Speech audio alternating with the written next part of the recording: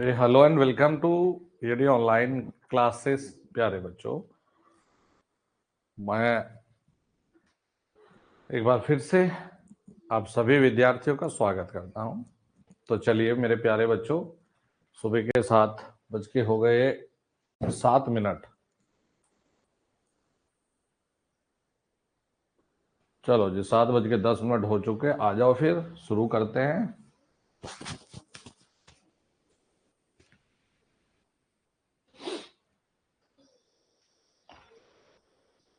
आज का प्रोग्राम शुरू किया जाए।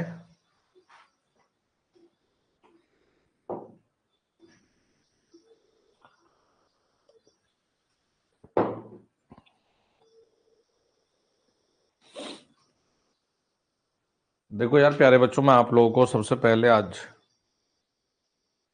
एक पॉइंट बताना चाहूंगा कि आपने विद्यार्थियों ने ये लगभग 15 दिन पढ़ने के लिए 249 रुपीज में एनरोल किया है। और हमने आपसे सिर्फ यही कहा था कि हम देखो भाई,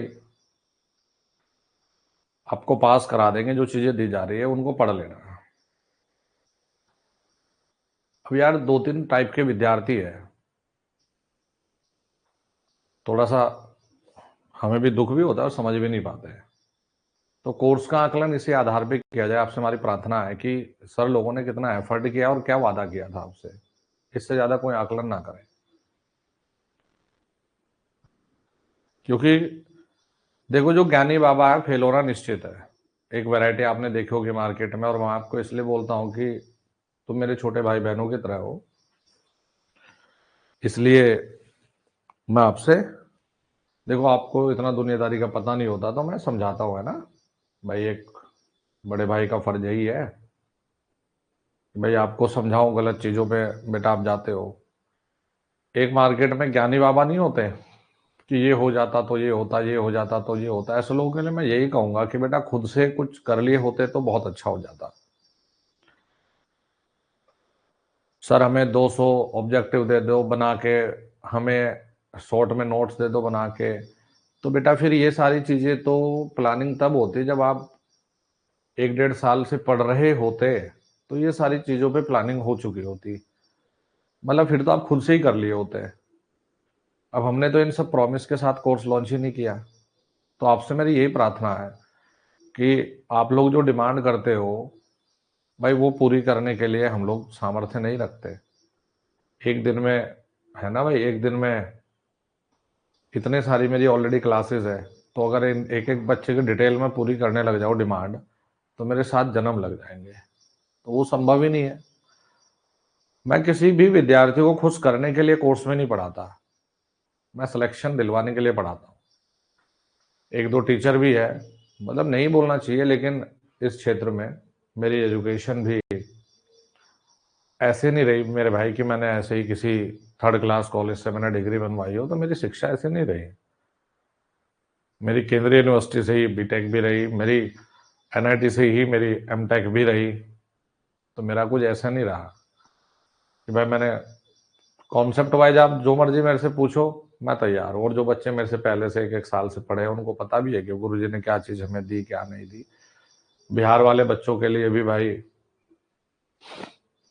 मैंने भी HPSL का कोर्स लॉन्च किया था बिहार वाले बच्चों के लिए। वहाँ के टीचरों को खुद सिलेबस नहीं पता था, लेकिन मैंने उतने तरीके से बच्चों को विक्रांत प्रो में सिलेबस कराया कि वो दिल खुश हो गया। और मैक्सिमम सिलेक्शन आएंगे जब भी पेपर होगा। तो इसलिए एक एक बच्चे को खुश करना मुश्किल है, लेकिन सिलेक्शन के लिए मेहनत करना ये मेरी जिम्मेदारी है और हो भी जाएगा। लेकिन फेल होने में टीचर का या माँ बाप का रोल नहीं होता, फेल होने में आपका स्वयं का रोल होता है। क्यों? टीचर को टीचर नहीं मानोगे, माता पिता को माता पिता नहीं मानोगे, खुद को ही एग्जामिनर मानोगे, तो खुद ही पेपर भी मन ही मन पास होता है, फिर बाकी धरातल पे कुछ नहीं होता। ऊट पटांग जैसे कल एक दो भाई लिख रहा है कि आपने न्यूमेरिकल ज्यादा कराए। मैं ये कहूंगा है भाई, मैं ये जरूर कहूंगा कि मेरे प्यारे बच्चों, मैंने न्यूमेरिकल छोटा मोटा वही उठाता हूं जो तुम्हारे प्रीवियस में आ चुका। जब तुम्हें सारी चीज पता कि ये होना चाहिए नहीं होना चाहिए, तो मैं यही सवाल करता हूं, अब तक नौकरी क्यों नहीं मिली? मिल जानी चाहिए थी। मैंने मैं हूं या सैलेंसर हो, हम लोग वैसे नहीं आए यार। हम लोगों ने नौकरी करके, हम लोगों ने ये चीजें करके छोड़ दिया। देख चुके हैं चीजें हम। ये सारी चीजों से हम बाहर आ चुके हैं। 15 साल हो गए इन चीजों को देते हुए। तो मैं, अरे इग्नोर नहीं, मैं समझा रहा हूं कि मेरे प्यारे बच्चों, इस पर जरा विचार करो। मेरे बस की बात नहीं है यार कि बच्चों को नोटबुक हाथ में लेके पागल बना दूं। मेरे बस की बात नहीं है। हमारे कुछ टीचर मार्केट में करते भी है, और जो बड़े टीचर है जिन्हें खुद रियली बता दूं, खुद एक प्रॉपर गाइडेंस की जरूरत है। लेकिन वही है कि एक हवा चल रही है हिंदुस्तान में, तो हिंदुस्तान में यही समस्या है कि ओ हो भाई, चाय पीना सिखा दिया अंग्रेजों ने, तो साला सब चाय के पीछे भाग पड़े। तो ये हमारे देश में सबसे बड़ी समस्या है। तो वही है कि अपना एक ने दारू पीना सिखा दिया, तो अंग्रेजों ने दारू पीना सिखाया था? सिखाया थोड़ा ही था। वो तो थकान उतारने के लिए पीते थे, और सीख लिया हमारे भारतीयों ने। तो भाई छोड़ ही ना रहे, छोड़ ही ना रहे। अब आज सबसे बड़ा कमाई वाला साधन ये बन गया है ना। तो इसलिए मैं आप लोगों को ये समझा रहा हूं कि मेहनत करो जम के। और फेल अगर बच्चा होता है तो उसमें देखो, जो रैंक नंबर 1 ला रहा है उसको भी टीचर ने पढ़ाया, जो 2 ला रहा है उसको भी टीचर ने पढ़ाया, जो पास हो रहे उसको भी टीचर ने पढ़ाया, और जो फेल हो रहा है उसको भी टीचर ने पढ़ाया। अगर बेटा सारी चीजों को अपने दिमाग में सेट रखो कि भाई जब अपने माता पिता के ऊपर संदेह करने लग जाते हैं ना, माता पिता गुरु, इनके ऊपर संदेह करने लग जाते हैं ना, तो कुछ अच्छे परिणाम नहीं मिलते। और जब अपने आप को आप अपने माता पिता के प्रति समर्पित रखोगे, अपने गुरुजनों के प्रति समर्पित रखोगे, तो अच्छे परिणाम निश्चित मिलते हैं। तो आज शनिवार के दिन सुबह ही क्लास है आपकी, तो मेरा एक फर्ज था कि अपने इन बालक और बालिकाओं को थोड़ा तनिक समझाऊं मैं कि मेहनत करने पर विश्वास रखिए। बाकी पढ़ना आप लोगों को है और पढ़ाना मेरा काम है। अब देखना, 1-2 दिन में इस मशीन को आर पार करूंगा। मैं एक दिन पूरा इलेक्ट्रॉनिक्स के जो चैप्टर है उनको दूंगा, और प्रभु के दया से मैं 15 से पहले ना तुम्हें खत्म करके बोलूं। और ऐसा नहीं कि ऑब्जेक्टिव नहीं है, ऑब्जेक्टिव भी मैं जम के तुम्हें प्रैक्टिस करवा के ही भेजूंगा। तो जितना आप लोगों ने अमाउंट देकर इसमें एनरोल किया है, आप खुद कहोगे, रो जाओगे कि यार सर आपने मेहनत तो की है। चलो फिर आइए आज का शुरुआत करते हैं बढ़िया से एक सेशन से। और आज हम लोग भाई, हमारा जो टारगेट है वो इलेक्ट्रिकल मशीन की शुरुआत करेंगे। और देखो क्लास कब तक चलेगी हमें नहीं पता, लेकिन चलेगी तो जरूरी है भाई। शाम को जो पेपर होता है 5 बजे, इलेक्ट्रॉनिक मैकेनिक या इलेक्ट्रीशियन वाले बच्चों का, उसमें भी सब लोग टर्बो बैच में जो होता है उपस्थिति दर्ज कराया करो। तो आ जाओ बच्चों। सबसे पहला जो चैप्टर होता है इलेक्ट्रिकल, विद्युत की जो मशीन है, इलेक्ट्रिकल मशीन। यार मशीन में ट्रांसफार्मर और डीसी के सवाल इलेक्ट्रॉनिक मैकेनिक के बच्चों के पास भी आ रखे थे, और कल मैंने करवाया भी था, देखो यूट्यूब पे सवाल। तो आपको छोड़ के नहीं जाना, आपके सिलेबस में भी होता है आईटीआई में बेटा, तो आपको छोड़ के नहीं जाना। और चुंबकत्व तो भी आपके सिलेबस का हिस्सा है। तो आज सबसे पहले जो हम शुरुआत करेंगे वो करेंगे चुंबकत्व से। सबसे पहले जो शुरुआत करेंगे बच्चों वो करेंगे जी चुंबकत्व से।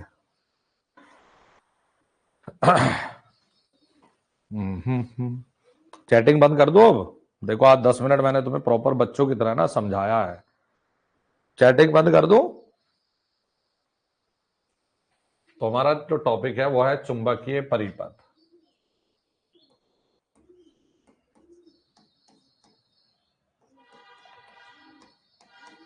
चुंबकीय परिपथ जी।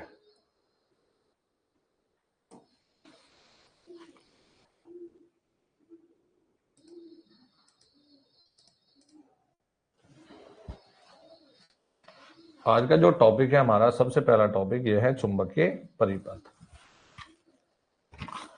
तो देखो बच्चों, चुंबकीय परिपथ में सबसे पहले देखना है कि हमारे पास एक चुंबक होती है। अब भाई इतने कम समय में बस इंपॉर्टेंट ही टिक करवाऊंगा, इंपॉर्टेंट चीजें ही, जिससे डायरेक्टली सवाल फंस जाएगा। हमारे पास चुंबक होती है, तो चुंबक में 2 पोल होते हैं, एक एन होता है और एक एस होता है। चुंबक में 2 पोल होते हैं, एक नॉर्थ और एक साउथ। अच्छा जी। तो एन का मतलब अब पूरे में जब भी हम लिखेंगे एन का मतलब होता है नॉर्थ, यानी कि उत्तर पोल, नॉर्थ पोल। और एस का मतलब पूरी कहानी में समझ जाएंगे बच्चों हम, साउथ पोल है। साउथ यानी कि दक्षिण पोल, साउथ यानी कि दक्षिण पोल। तो किसी भी चुंबक से चुंबकीय क्षेत्र की रेखाएं निकलती है। तो नेक्स्ट इसी में शुरू करते हैं प्रोग्राम। इन टॉपिक को थोड़ा सा स्लो स्पीड में रहेंगे ये। चुंबकीय क्षेत्र की रेखाएं, ठीक है जी। चुंबकीय क्षेत्र की जो रेखाएं, इनकी कुछ इंपॉर्टेंट विशेषता है, तो सारी तो लिखनी नहीं लेकिन कुछ लिखनी है। मैग्नेटिक फील्ड लाइंस, देखो जी मैग्नेटिक फील्ड लाइंस बेटा। अच्छा सर, तो मैग्नेटिक फील्ड लाइन हमेशा याद रखना, नंबर 1 प्रॉपर्टी, नॉर्थ से निकलकर साउथ पर जाती है। कैसे? देखो, नॉर्थ से साउथ पर जाती है, चुंबक के बाहर नॉर्थ से साउथ पर, और चुंबक के अंदर फिर अपने रास्ते को पूरा करती है साउथ से नॉर्थ। पहली विशेषता याद रखेंगे। तो जब हम लोग आउटसाइड यानी कि बाहर की बात करते हैं, तो चुंबक की जो रेखाएं होती है वो कहां जाती है भैया? आउटसाइड यानी बाहर। तो ये जाती है, देखो N2S। देखो मैंने पहले ही शुरू करते लिख दिया कि N2S ये। और अगर अंदर की बात होगी मेरे दोस्त, इनसाइड द मैग्नेट, इनसाइड, तो ये रखोगे S2N। पहला सवाल तो ये है। दूसरा, जो चुंबकीय रेखाएं होती है वो हमेशा क्लोज्ड पाथ बनाती है, बंद पाथ। क्या बनाती है? देखो जी, क्लोज्ड पाथ। क्लोज्ड पाथ यानी कि बंद रास्ता बना लेती है, बंद पाथ बनाती है मैग्नेटिक फील्ड की रेखाएं। देखो जहां से चलिए खत्म यही होंगे, ठीक है सर। ये कभी एक दूसरे को नहीं काटती, नेवर इंटरसेक्ट ईच अदर, कभी एक दूसरे कभी एक दूसरे को नहीं काटती। अगर ये चैप्टर नहीं काटती है, अगर ये चैप्टर समझे तो मशीन समझोगे, नहीं तो नहीं आएगी मशीन समझ में। ये कभी भी एक दूसरे को नहीं काटती है। तो बच्चों ये हमेशा बंद पात बनाएंगी, और मेरे प्यारे बच्चों कभी भी एक दूसरे को नहीं काटेंगी। हमेशा याद रखिएगा अपने गुरुजी की इस बात को, ठीक है? कभी भी एक दूसरे को नहीं काटती। अब इनसे एक ट्रिक है, एक ऑब्जेक्टिव। एक वेबर, अगर देखा जाए कि एक वेबर कितने के बराबर है, अभी फ्लक्स लिखूंगा मैं कि फ्लक्स क्या होता है। तो एक वेबर का जो मतलब आता है, या चलिए अभी एक दो चीजें और दिखा दूं आपको। अब हम यहां से लिखते हैं कि भाई मैग्नेटिक फ्लक्स क्या है। मैग्नेटिक फ्लक्स यानी कि चुंबकीय फ्लक्स, चुंबकीय फ्लक्स। तो दोस्त जो चुंबकीय फ्लक्स होता है इसे हम फाई से डिनोट करते हैं, और ये होता है देखो जी वेबर। ओम नमः शिवाय। क्या होता है गुरुजी? वेबर होता है, ठीक है। तो जो चुंबकीय फ्लक्स होता है मात्रक होता है वेबर। तो हम ये कहते हैं कि भाई जितनी ये चुंबकीय रेखाओं की संख्या होती है ना, जो नॉर्थ से साउथ पे जाती है, उनको हम चुंबकीय फ्लक्स कहते हैं। Number of magnetic field lines. तो मैं थोड़ा शॉर्ट में लिख रहा हूं आपका ना, कि number of magnetic field lines को ही हम चुंबकीय फ्लक्स कहते हैं। यानी कि चुंबकीय रेखाओं की संख्याओं को फ्लक्स कहते हैं। फ्लक्स कहते हैं। चुंबकीय रेखाओं की संख्या को हम फ्लक्स कहते हैं। ठीक है, मात्रक क्या है? वेबर। तो एक वेबर जो होता है मेरे दोस्त, ये होता है 10⁸ चुंबकीय रेखाएं। बहुत जरूरी चीज है, प्लीज ये ध्यान से देखिए, चुंबकीय रेखाएं। ठीक है सर, क्या होता है? एक वेबर बराबर 10⁸ चुंबकीय रेखाएं हो जाती है। और एक वेबर बराबर 10⁸ चुंबकीय रेखाएं होती है मैक्सवेल के बराबर। मैक्सवेल ना वैज्ञानिक रहे, तो ये इनके नाम पे रखने लग गए। तो कुल मिलाकर एक रेखा का मतलब एक मैक्सवेल होता है। अच्छा, तो याद रखना, एक वेबर बराबर 10⁸ मैक्सवेल होते हैं। देखो यार बच्चों, तुम ना गलती कहाँ करते हो। एग्जामिनर कह रहा है भाई तुम मुझे ये बताओ, एक मैक्सवेल बराबर कितना फ्लक्स होता है? तो ये इधर जाकर क्या हो जाता है? 10⁻⁸ वेबर। तो प्लीज इस पॉइंट को जरूर ध्यान से देखेंगे। हमारे पास होता है फ्लक्स घनत्व।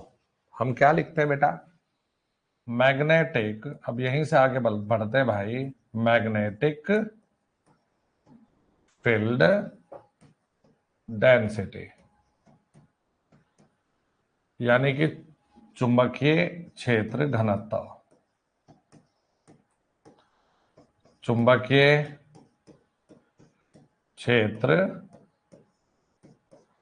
घनत्व हम क्या लिख रहे हैं? मैग्नेटिक फ्लक्स डेंसिटी घनत्व। इसे हम बी से डिनोट करेंगे बच्चों, बी। चलो अभी लिखेंगे बी। तो हम लोग क्या कहते हैं कि प्रति इकाई क्षेत्रफल में फ्लक्स को घनत्व कहते हैं। Flux in A per unit area is called flux density. तो मैग्नेटिक फ्लक्स डेंसिटी लिख लो या मैग्नेटिक फील्ड डेंसिटी, दोनों एक ही चीज होती है। तो हम क्या कहते हैं कि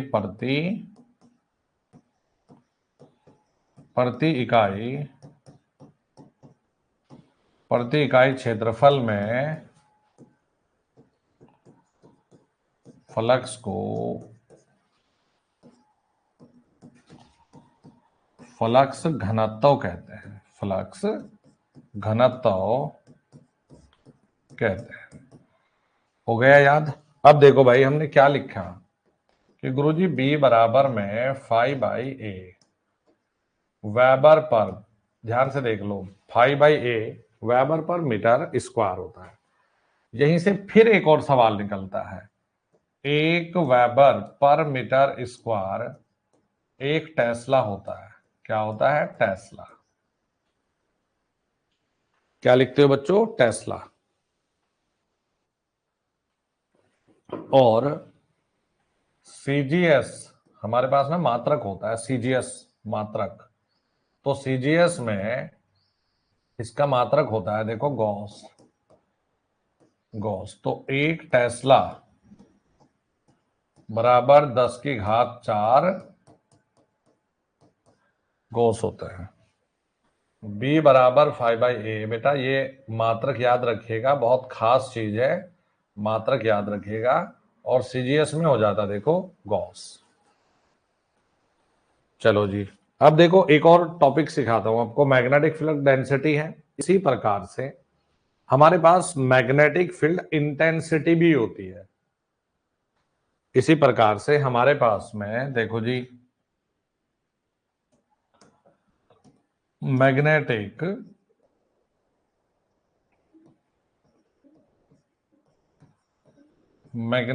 फील्ड इंटेंसिटी, तो इसको क्या कहते हैं? चुंबकीय क्षेत्र की तीव्रता। तो याद रखना जो बी होता है ना मेरे बच्चों, ये भी एक सदिश राशि है। सदिश का मतलब समझ गए ना, वेक्टर। और जो मैग्नेटिक फील्ड की डेंसिटी ऐसे एच से डिनोट करोगे तो ये भी एक वेक्टर ही होता है। क्या होता है? एक वेक्टर ही होता है। तो देखो यहां ना कुछ एक्सप्लेन नहीं करना आपको, बस यहां पर एक दो पॉइंट लिखना है। क्या मैं बताता हूं। बी और एच में एक संबंध होता है, तो एच को यहीं से बस याद रखना है। बाकी ये बहुत बड़ा टॉपिक है, लेकिन आप लोगों के आईटीआई में कुछ ऐसे काम का नहीं है ये।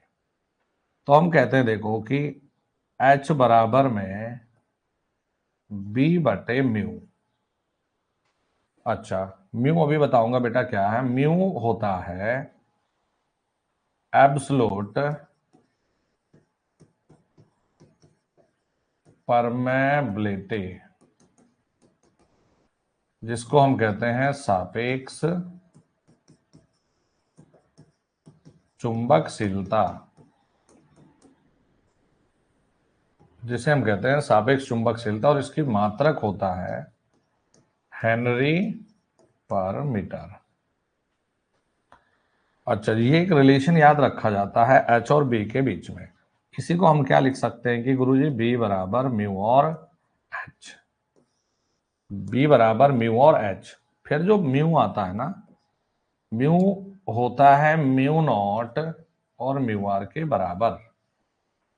तो दोस्त जो म्यू आर, देखो म्यू नॉट ये होता है हवा के लिए, तो इसका मान है 4 पाई गुणा 10 की घात -7 हेनरी पर मीटर।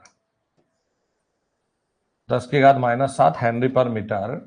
और म्यू आर होता है सापेक्ष, सापेक्ष यानी रिलेटिव, सापेक्ष चुंबकशीलता। तो देखो बच्चों, इसकी कोई मात्रक नहीं होता है, नो यूनिट, कोई मात्रक नहीं होता इसका। और एयर के लिए, हवा के लिए इसका जो मान होता है म्यू आर, ये होता है देखो 1। हवा के लिए क्या लिखते हो देखो 1। चलो जी, अब यहां से आपको छोटे छोटे पॉइंट देखने हैं कि भाई बी और एच में रिलेशन क्या है। तो जैसे हम लोग ये कहते हैं कि किसी भी अचुंबकीय पदार्थ, हम लोगों ने कहा नॉन मैग्नेटिक पदार्थ जी, यानी अचुंबकीय पदार्थ है बेटा, कोई भी अचुंबकीय पदार्थ है, तो हमें यह देखना है कि बी और एच के बीच कर्व कैसा बनता है। अच्छा ठीक है सर, तो ये बना दिया आपने एच और ये बना दिया बी। तो अचुंबकीय पदार्थ के बीच, इन दोनों के बीच जो कर्व बनेगा ये बनता है रेखीय। सीधा सीधा ऑब्जेक्टिव है ये, रेखीय यानी कि लीनियर। और जब भी कभी, जैसे हमने ये ले लिया जी एच और ये ले लिया बी, ये ऐसे, ये होता है अरेखीय। किसके लिए? चुंबकीय पदार्थ के लिए हमेशा बनेगा अरेखीय। चुंबकीय पदार्थ के लिए हमेशा बनेगा ये बेटा, ये बस सीधे सीधे ऑब्जेक्टिव ही करवा रहा हूं आपको एक तरीके से। चुंबकीय पदार्थ के लिए बनता है अरेखीय, नॉन लीनियर कहते हैं इसको, नॉन लीनियर।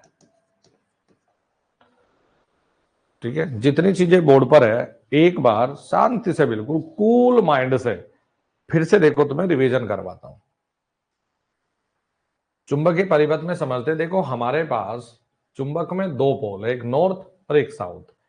चुंबकीय रेखाएं चुंबक के बाहर नॉर्थ से साउथ जाकर अंदर में साउथ से नॉर्थ अपने रास्ते को पूरा कर लेती है। चुंबकीय जो फील्ड लाइंस होती है, चुंबकीय क्षेत्र की रेखाएं, ये हमेशा बंद पाथ का निर्माण करती है ऐसे, ये कभी भी एक दूसरे को नहीं काटती। चुंबकीय फ्लक्स को फाई से डिनोट करोगे, मात्रक होता है weber weber weber. Number of magnetic field lines, तो देखो चुंबकीय रेखाओं की संख्या को फ्लक्स कहते हैं, चुंबकीय रेखाओं की संख्या को फ्लक्स कहते हैं। और 1 वेबर बराबर 10 की घात 8 चुंबकीय रेखाएं। 1 वेबर बराबर 10 की घात 8 मैक्सवेल, एक रेखा 1 मैक्सवेल के बराबर होती है। जैसे बच्चों आपसे मैक्सवेल पूछा तो इसे इधर ले जाओगे तो 10 की घात -8।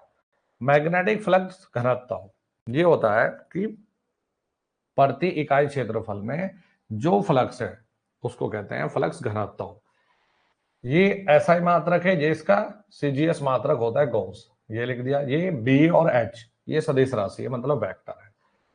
ये रिलेशन बहुत आता है भाई, बी बराबर में म्यू एच। अच्छा जी, म्यू नॉट का मतलब है हवा के लिए परमेबिलिटी 4 पाई 10 की घात -7 हेनरी पर मीटर। अब देखो बच्चों, एक बार फिर से बताता हूं आपको क्या क्या आता है पेपर में। पहली चीज तो जो मैंने ये लिखा है इस पे डबल स्टार प्लीज। दूसरा, ये कभी एक दूसरे को नहीं कट करती, इस पे डबल स्टार। चुंबकीय फ्लक्स का मात्रक पेपर में आ रखा है ये, तो भैया डबल स्टार इस पे। 1 वेबर कितने के बराबर है ये याद रखना चाहिए। 1 वेबर 10 की घात 8 चुंबकीय रेखाएं। ठीक है, अब आ जाओ यहां से मैग्नेटिक फ्लक्स डेंसिटी पर। मैग्नेटिक फ्लक्स डेंसिटी बी बराबर 5/A, बी बराबर 5/A। बेटा यूनिट मात्रक आ रखा है टेस्ला, टेस्ला मात्रक आ रखा है भैया गॉस। अच्छा जी, बी और एच एक वेक्टर है, जैसे ये वाला सूत्र है। परमेबिलिटी बेटा ये सारे खासम खास चीज है इसमें, एक से बढ़कर एक, मतलब कुछ भी हो हमें ये चीजें तो बिल्कुल भी नहीं छोड़नी। तो हमें देखो चुंबकत्व के बारे में जो बेसिक बेसिक चीजें थी ना, जानकारी हो गई है। अब चलते हैं यहां से तनिक आगे, आगे देखते हैं भाई क्या मसाला है।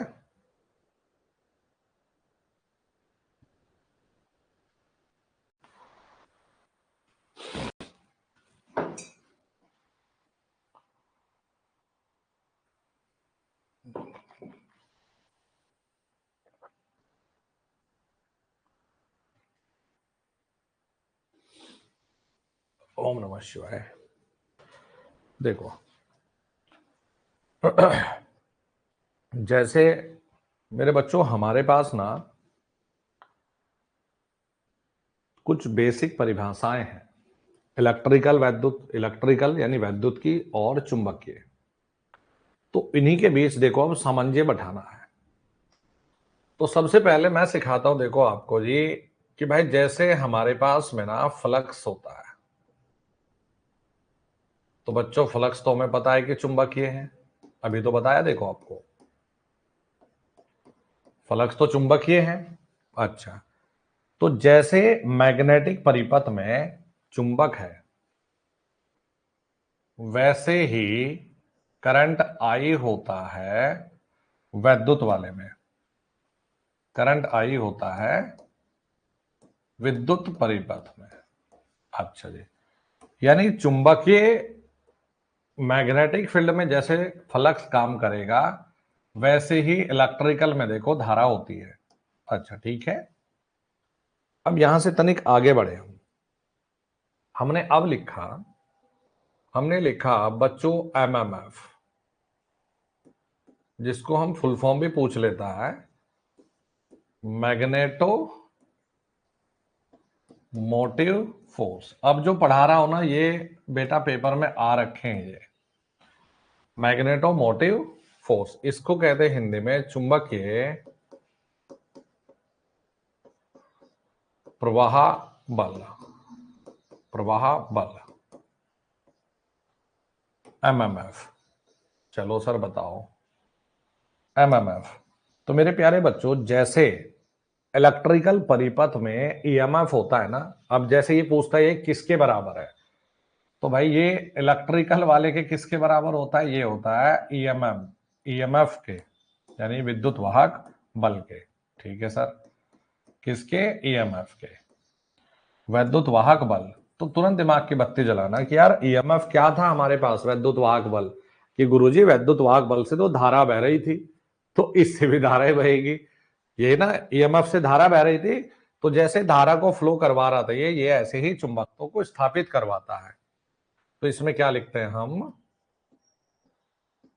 चुंबकत्व को स्थापित कराता है, चुंबकत्व को स्थापित करा देता है, चुंबकत्व को स्थापित कराता है। ये हम कहते हैं सेट अप द फ्लक्स। ये फ्लक्स मतलब चुंबकत्व बेटा, ठीक है सर, ओके जी। तो गुरुजी से समझाओ एमएमएफ क्या जुगाड़ है ये।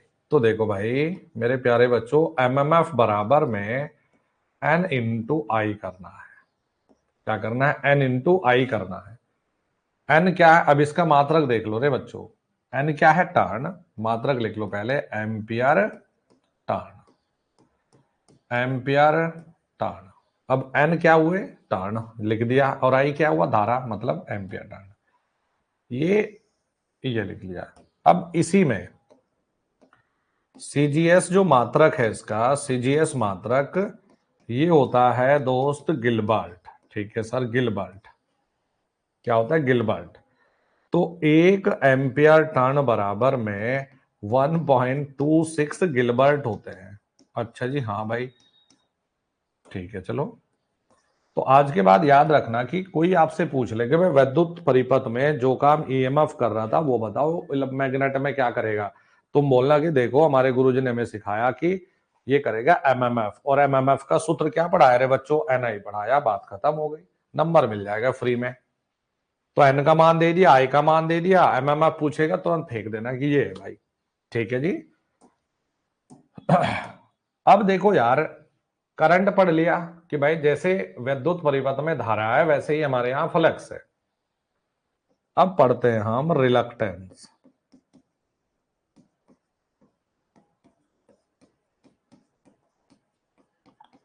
जो रिलक्टेंस होता है वो देखो भाई बच्चों, तुम ये बताओ, हमने विद्युत में प्रतिरोध पढ़ा था, अरे गुरुजी बिल्कुल पढ़ा था। प्रतिरोध, विद्युत में तो हमने प्रतिरोध पढ़ा था, प्रतिरोध धारा के बहने का विरोध कर रहा था। तो भाई ये लो, हो गया काम सेट। रिलक्टेंस क्या करता है, फ्लक्स क्या विरोध करता है, फ्लक्स का विरोध करेगा, और क्या करेगा, फ्लक्स का विरोध करता है जी, हाँ जी, और क्या करेगा, अपोज द फ्लक्स, छुट्टी करो, अपोज द फ्लक्स। देखो मामला हो गया सेट, अरे वाह, अपोज द फ्लक्स। तो अगर ये कहें कि विद्युत परिपथ में बताओ, तो विद्युत, और यहां क्या है रिलक्टेंस, तो एस बराबर में 1/μ L/A। एल वही लंबाई है, एल लंबाई है, ए क्षेत्रफल है, म्यू परमेबिलिटी है, तो 1/μ आता है यहाँ भाई, ठीक है। अब इसका मात्रक अभी बताऊंगा, एक मात्रक और होता है इसका, एक मात्रक और है, हेनरी इनवर्स। हेनरी इनवर्स भी इसी का मात्रक है। अच्छा सर, भाई तो रिलक्टेंस का भी इलाज हो गया। अब आ जाओ जरा तनिक ओम के नियम पर। आपने कहा अच्छा जी ओम का नियम देखते हैं। ओम का नियम यहां चुंबकीय परिपथ में फिट बैठाओ, तो वहां क्या होता था, आर बराबर वी बटे आई या वी बराबर आई आर, भाई यहां भी तो यही है, यहां भी यही है, एमएमएफ बराबर में यानी वी बराबर आई, आई का काम क्या कर रहा है यहां, अरे गुरुजी फ्लक्स गुणा क्या कर दो, रिलक्टेंस कर दो, है जी, हाँ जी, फ्री का नंबर। तो गुरुजी एस बराबर में एमएमएफ बटे फ्लक्स कर दिया हमने, भाई ठीक है, मैंने कौन सा मना करा। तो एमएमएफ का मात्रक बताओ क्या, एम्पियर टर्न, फ्लक्स का बताओ क्या, वेबर। ये लो एक और मात्रक मिल गया। तो या तो पेपर में एम्पियर टर्न पर वेबर कहेगा या हेनरी इनवर्स, तुरंत फेंक दिया, लो भाई पकड़ा एग्जामिनर, ये था इसका। और ये चीजें बहुत रिपीट हो रही है पेपर में, तुम देख लो, चाहे प्रीवियस वाले उठा के छोटी छोटी छोटी छोटी चीजें पूछेगा, तुम्हें लग रहा होगा भयंकर कुछ न्यूमेरिकल आ जाएगा, तो कभी भी इतना तगड़ा न्यूमेरिकल है, छोटा मोटा ही सवाल बनेगा, तुरंत कर लोगे। लेकिन इसके लिए ना ये चीजें सुननी जरूरी है बस तुम्हें। चलो मेरे बालकों और बालिकाओं, आगे चलते हैं। अब जैसे रिलक्टेंस है भाई, यहां पर ऐसे ही परमेंस भी होती है, ऐसे ही परमेंस भी होती है। तो मैं इनका बताता रहा हूं ना, मीनिंग भी देखो।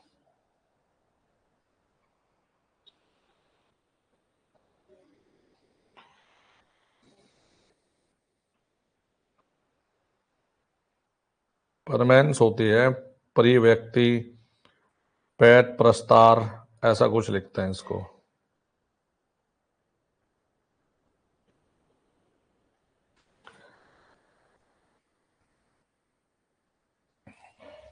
इसको लिख रखा,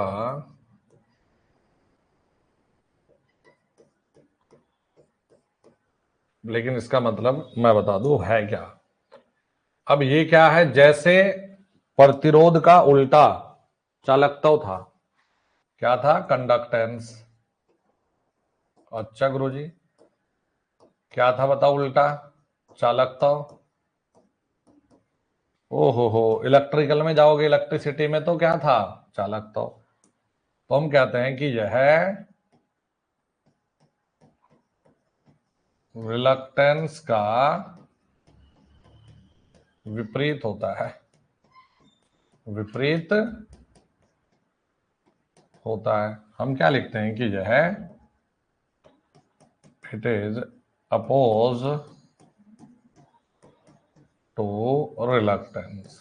ये रिलक्टेंस का, ये रिलक्टेंस का अपोजिट होता है और कुछ नहीं। तनिक बस ये लिखो और छुट्टी करो। अब बात करते हैं, देखो भाई गुरुजी बाकी तो सब ठीक है, परमेबिलिटी बताओ ये क्या है, परमेबिलिटी क्या होती है ये बताओ।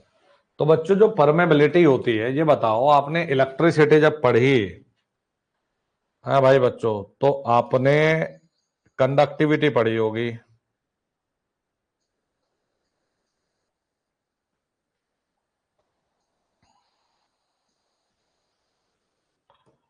उसको बोलते हैं प्रवेशता, ये भी बोलते हैं चुंबकशीलता, ये भी सब बोलते हैं। हाँ गुरुजी पढ़ी तो जरूर थी। तो भाई अब ये ध्यान देना है, पारगम्यता भी बोलते हैं, विशिष्ट चुंबकशीलता भी, ये अलग अलग नाम है इसके ना।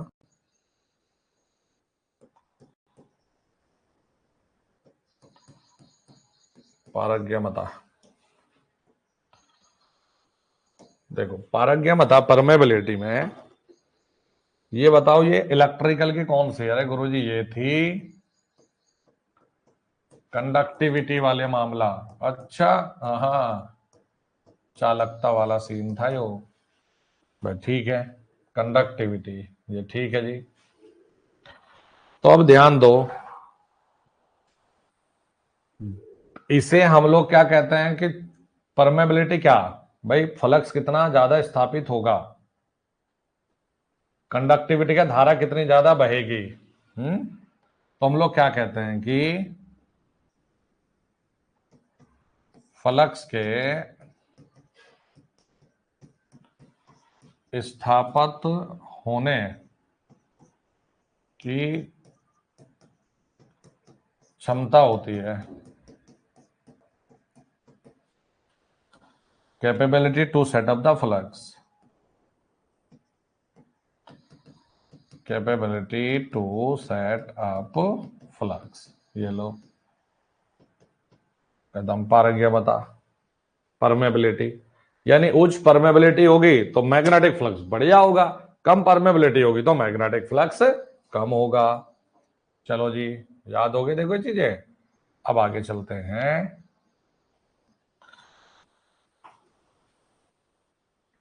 जरा आपसे पूछो। हाँ भाई बच्चों, मेरी आवाज वगैरह एकदम परफेक्ट है, बस आधे घंटे बीच में पूछता रहूंगा मैं, नहीं तो देखो डोज लंबी चलेगी। बस मेरी बातों को सुनते रहना, मजा आएगा तुम्हें पढ़ के, आनंद आ जाएगा बिल्कुल।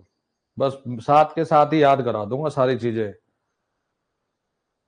बस आवाज वगैरह बताते रहो।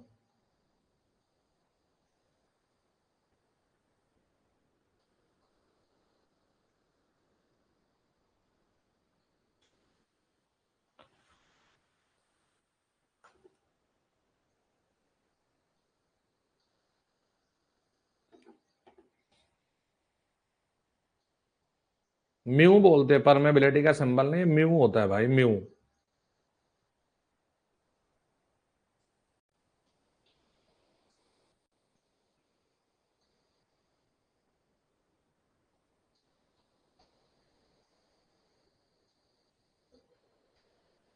तो बेटा आपने इससे पहले कभी सुनी नहीं होंगी ना ये चीजें।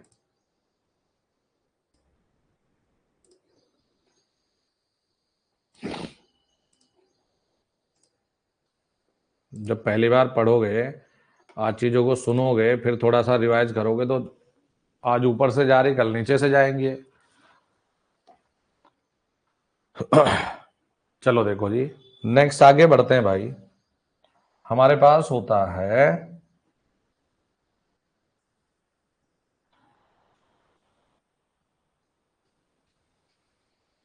हमारे पास होता है यहां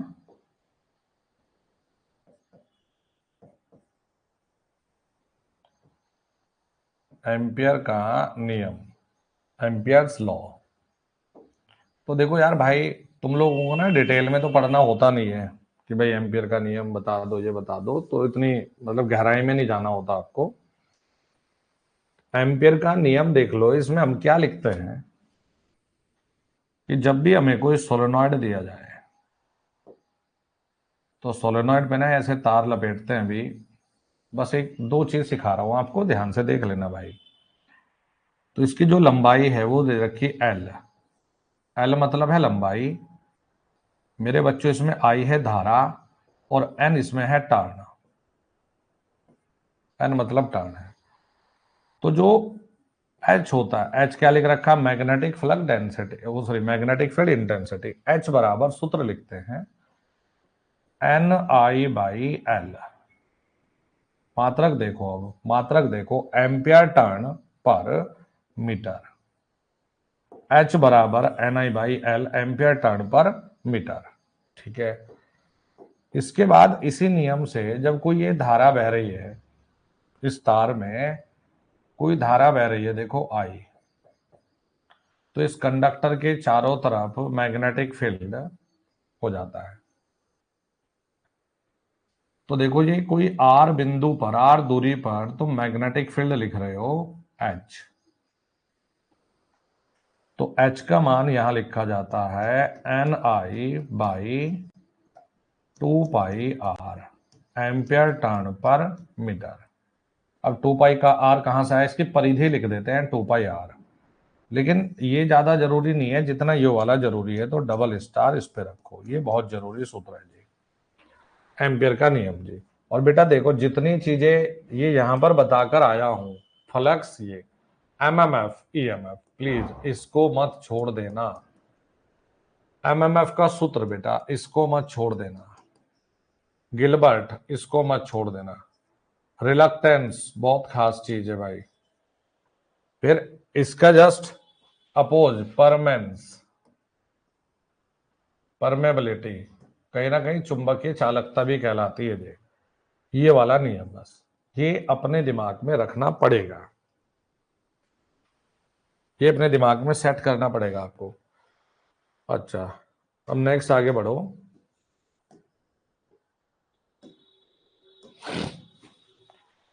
नेक्स्ट होते हैं हमारे पास में, देखो कुछ नियम। सबसे पहला है फैराडेज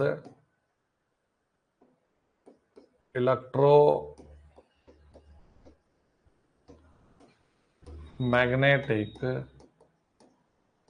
इंडक्शन लॉ।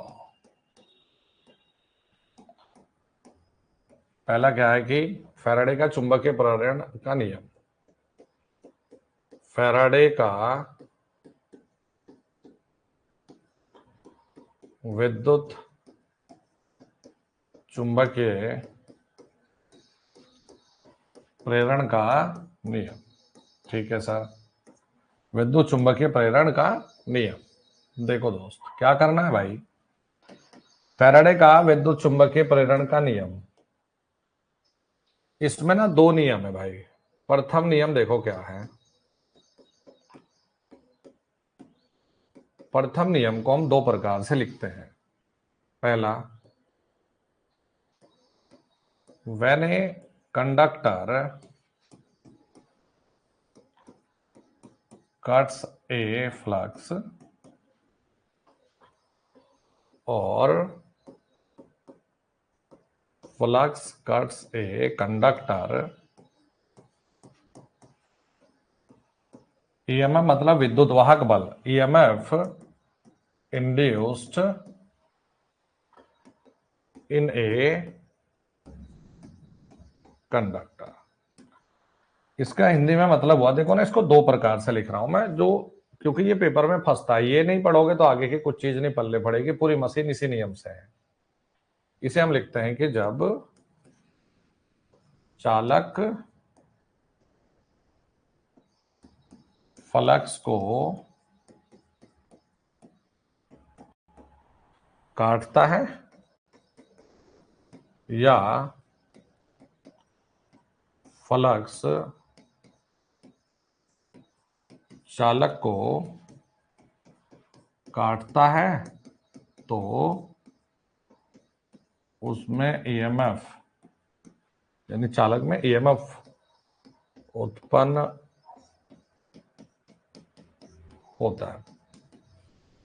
अच्छा जी, इसी को दूसरी तरीके से वो भी लिख देते हैं। दूसरा तरीका ये है कि जब किसी कंडक्टर को बदलते हुए चुंबकीय क्षेत्र में रखते हैं तो उसमें ईएमएफ उत्पन्न होता है। क्या लिखते कि व्हेन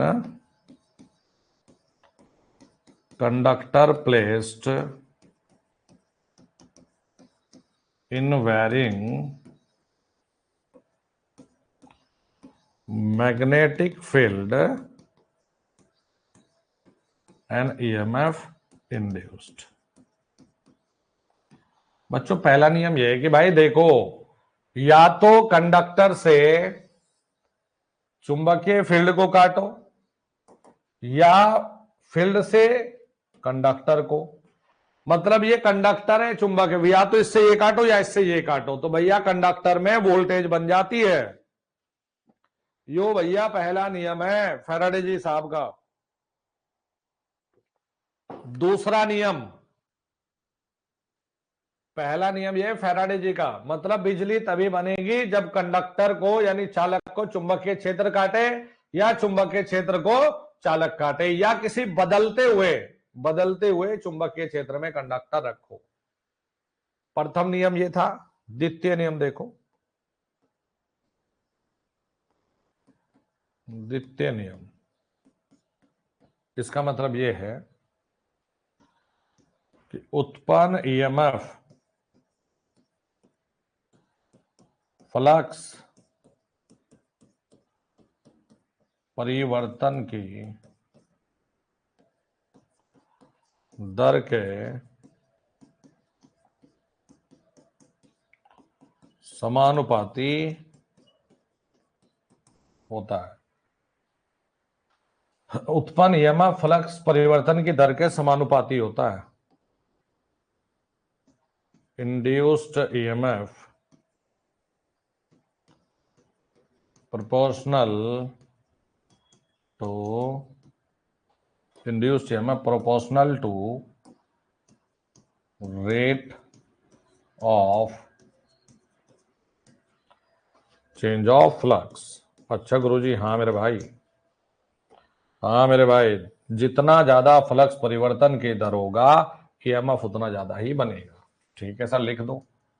E बराबर N D phi by D T volt. N क्या है सर? तो एन होते हैं टर्न, और D phi by D T क्या है गुरुजी? फ्लक्स परिवर्तन की दर है, दर है फ्लक्स परिवर्तन की दर, फ्लक्स परिवर्तन की दर। E बराबर N D phi by D T, ये ले लो भाई, देखो सूत्र हो गया। ठीक है सर, यही प्यारे बच्चों हमें एक नियम, एक सूत्र और याद रखना है। वो क्या? इंड्यूस्ड ईएमएफ ई बराबर में B L V sine theta. अच्छा जी, जब भी कभी आप किसी, ये दोस्त मैग्नेटिक फील्ड है, ये मैग्नेटिक फील्ड की रेखाएं हैं। ठीक है सर, इसमें कोई कंडक्टर रखा हुआ है बच्चों, इसमें कोई कंडक्टर रखा हुआ, ये क्या मैग्नेटिक फील्ड है भाई, ये कंडक्टर रख दिया थीटा एंगल पर और इसे घुमा रखा है हमने। कितने एंगल पर रख दिया बच्चों? थीटा एंगल पर रखा है, थीटा एंगल पर। इस कंडक्टर की लंबाई एल है और इस कंडक्टर का जो चलाने का वेग है वो वेग v क्या है? वेलोसिटी, वेग है। तो उत्पन्न ईएमएफ क्या लिखी जाएगी? E बराबर B L V sine theta, B L V sine theta, B L V sine theta. ठीक है जी, ये सब फैराडे के नियम से आए। E बराबर N D phi by D T, E बराबर N D phi by D T. चलो जी, फैराडे का नियम, यानी कि या तो मैग्नेटिक फील्ड कंडक्टर को काटने जाए या कंडक्टर मैग्नेटिक फील्ड को काटे, ईएमएफ बन जाता है कंडक्टर में। या कोई बदलते हुए मैग्नेटिक फील्ड, मतलब बदलना जरूरी है, जैसे ये बदल रहा है, ये एसी बदल रहा है मैग्नेटिक फील्ड, तो या फिर बदलते हुए मैग्नेटिक फील्ड में कंडक्टर को रख दो तो ईएमएफ इंड्यूस्ड हो जाता है। अच्छा अच्छा अच्छा भाइयों और बहनों, एक आता है देखो Lange law.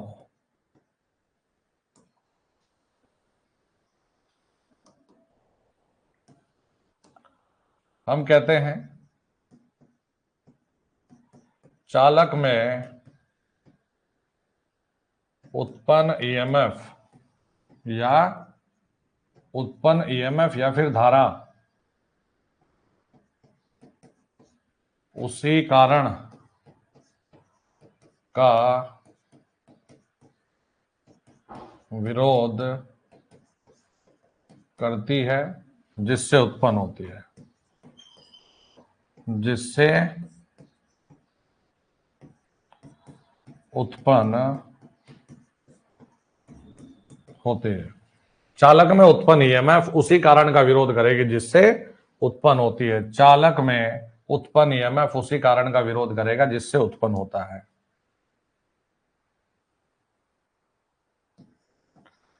induced EMF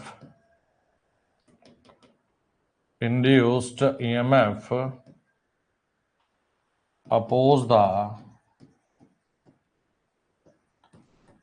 the cause which is produced it। हम कहते हैं कि उत्पन्न ईएमएफ उसी कारण का विरोध करेगा जिससे उत्पन्न हुआ है। कारण का विरोध, कारण का विरोध, कारण का विरोध। चलो, एक अब आते हैं हमारे पास फ्लेमिंग के नियम। देखो भाई, फ्लेमिंग के नियम क्या है? सबसे पहले राइट हैंड,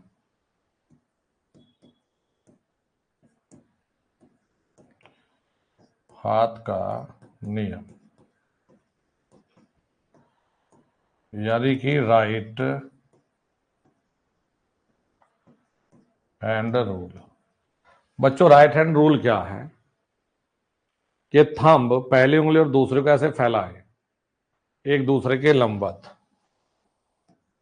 ये अंगूठा, ये पहली उंगली, तो जो अंगूठा है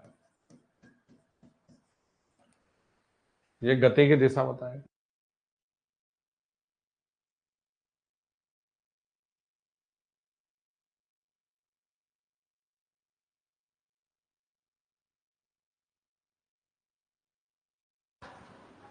ये गति की दिशा बताएगा थंब। ये जो पहली उंगली भाई, ये बताएगी मैग्नेटिक फील्ड की डायरेक्शन, यानी कि चुंबकीय क्षेत्र किसे बताएगी? Magnetic field. और भाई बच्चों, ये जो दूसरी उंगली ये बताएगी, देखो जहां उत्पन्न ईएमएफ, उत्पन्न ईएमएफ व टेंशन मतलब उत्पन्न होने वाली धारा। उत्पन्न, उत्पन्न मतलब जो पैदा हुई है, उत्पन्न, उत्पन्न जो पैदा हुई है। प्रथम नियम ये आता है जनरेटर के लिए। किसके लिए लागू करोगे? जनरेटर। फिर है जी बायां बाएं हाथ का नियम जी। फिर बच्चों क्या देखो, बाएं हाथ का नियम यहां लिखते हो, लेफ्ट हैंड रूल। तो लेफ्ट हैंड रूल में ये थंब पहली उंगली, दूसरी उंगली, ये बताएगा इसमें बल, मतलब तुम्हें मोशन लिखना वो भी लिख सकते हो, बल, फोर्स। पहली जो उंगली ये वाली, ये चुंबकीय क्षेत्र यानी मैग्नेटिक फील्ड की दिशा, कुछ और नहीं बच्चों, मैग्नेटिक फील्ड। और जो दूसरी वाली है, ये वाली, ये बताती है इसमें धारा यानी करंट। उत्पन्न धारा मत लिख देना, मोटर में धारा दी जाती है तो ये बताती है मोटर की डायरेक्शन को। ये होता है मोटर के लिए। पढ़ो पढ़ो एक बार पूरे को, जितनी चीजें लिखवाई।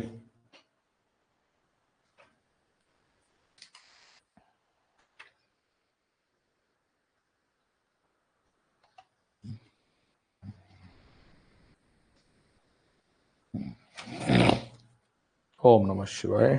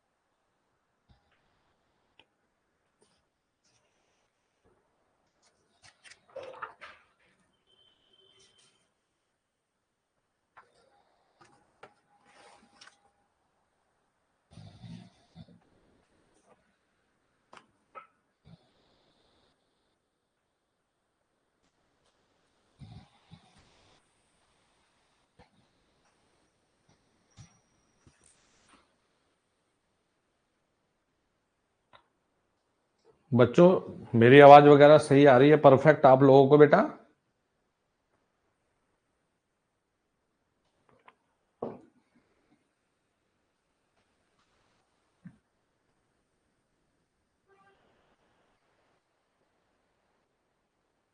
एकदम सही आ रही है? ठीक है भाई।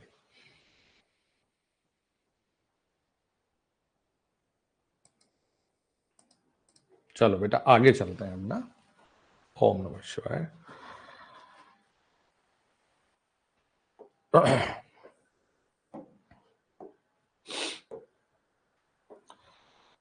बच्चों क्या होता है कि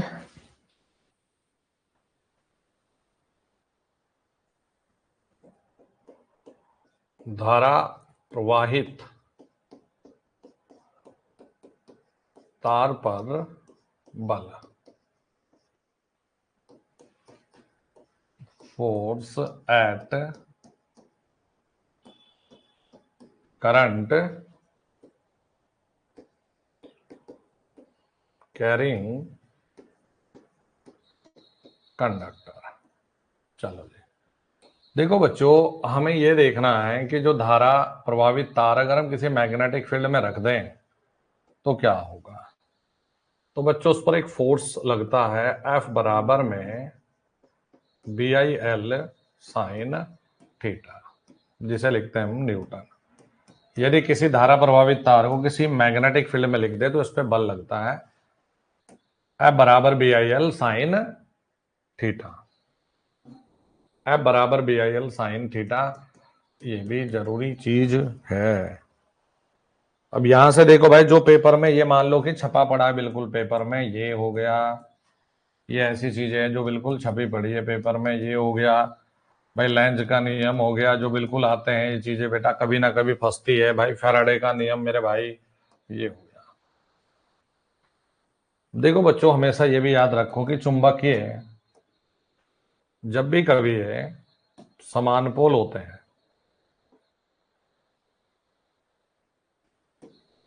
अरे चुंबक में जब भी कभी, माना ये भी नॉर्थ है, ये भी नॉर्थ है, ये भी, ये साउथ है और ये भी साउथ है, जब भी समान पोल होते हैं तो ये करते हैं एक दूसरे को प्रतिकर्षित, ये करते हैं प्रतिकर्षित यानी रिपेल। और जो असमान पोल होते हैं इनको बोलते हैं रिपेल। नॉर्थ और साउथ ये करेंगे एक दूसरे को अट्रैक्ट यानी कि आकर्षित। चलो जी, फिर बच्चों ये भी याद रखना है कि जैसे हमारे पास में ये दो समांतर कंडक्टर हैं, ये और ये, अगर बच्चों इनमें धारा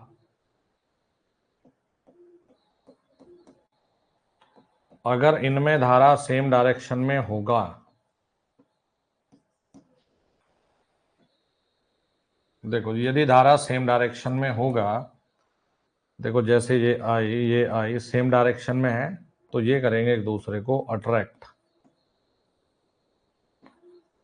ये करेंगे एक दूसरे को आकर्षित। और दोस्त अगर इनमें धारा विपरीत दिशा में होगी, जैसे इसमें ऐसे गए और इसमें ऐसे आ गए, तो इसमें करंट क्या है, करंट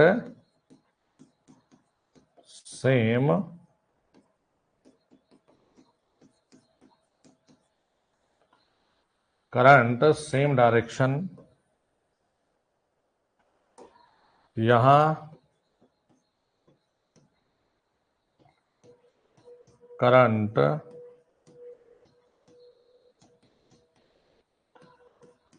अपोजिट डायरेक्शन है। देखो, तो जब करंट अपोजिट डायरेक्शन होगा तो भैया इनके बीच में होता है रिपल्शन यानी कि प्रतिकर्षण। क्या होता है, प्रतिकर्षण देखने को मिलता है। आ जाओ मेरे बच्चों, फिर कुछ आते हैं। देखो हमारे पास में हम सीखते हैं टाइप्स ऑफ मैग्नेट।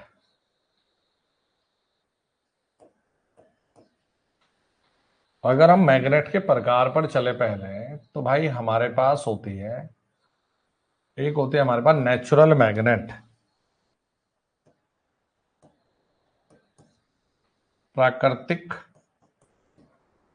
प्राकृतिक चुंबक, नेचुरल मैग्नेट। प्राकृतिक चुंबक होती है लोडस्टोन, सूत्र है Fe3O4। जो प्राकृतिक चुंबक है ये हो गई, देखो प्राकृतिक चुंबक किसी काम के है नहीं रहे भैया। अब हमारे पास है कृत्रिम चुंबक, कृत्रिम चुंबक यानी आर्टिफिशियल, जिसे हम अपने हिसाब से अपनी सुविधा के लिए बनाते हैं भाई, ये है आर्टिफिशियल। तो आर्टिफिशियल दो प्रकार की होती है, बताओ सर। आर्टिफिशियल जो चुंबक होती है वो दो प्रकार की होती है। नंबर एक, आर्टिफिशियल चुंबक एक होती है स्थायी, यानी कि परमानेंट। क्या होती है? स्थायी चुंबक। स्थायी चुंबक जिसमें लंबे समय तक चुंबक तो बना रहता है, नॉर्मली बनाते हैं हम एल निको से। स्थायी चुंबक लंबे समय तक बना रहता है। एक होता है टेम्परेरी,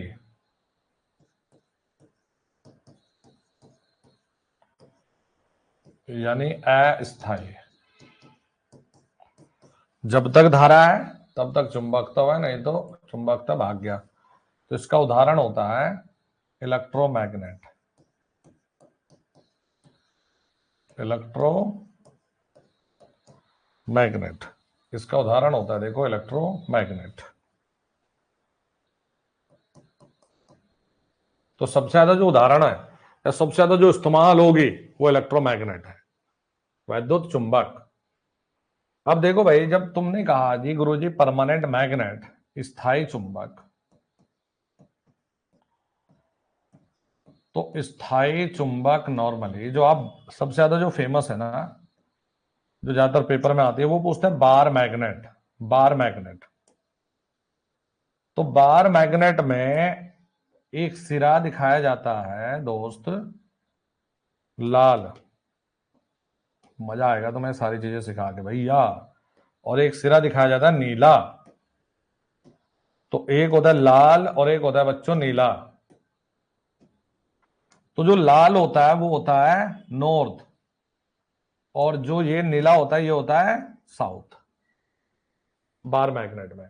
अच्छा जी, फिर भाई लंबे समय तक चुंबक तो बना रहे। तो होता क्या है, जैसे हमारे पास ना ये दो चुंबक दे रखी है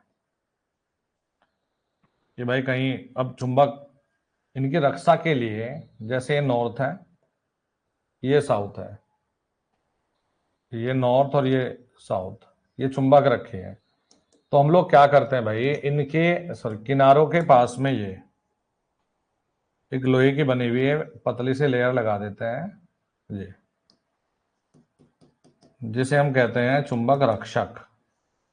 इन्हें क्या कहते हैं हम? चुंबक कीपर, यानी कि रक्षक।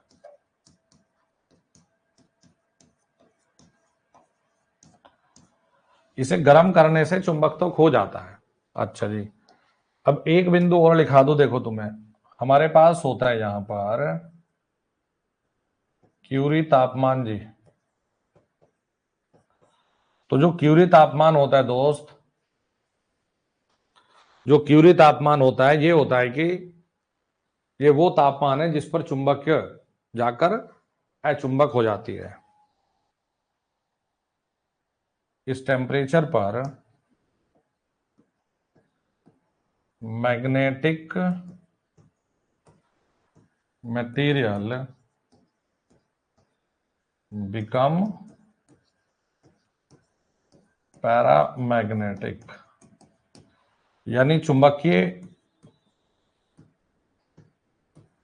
चुंबकीय पदार्थ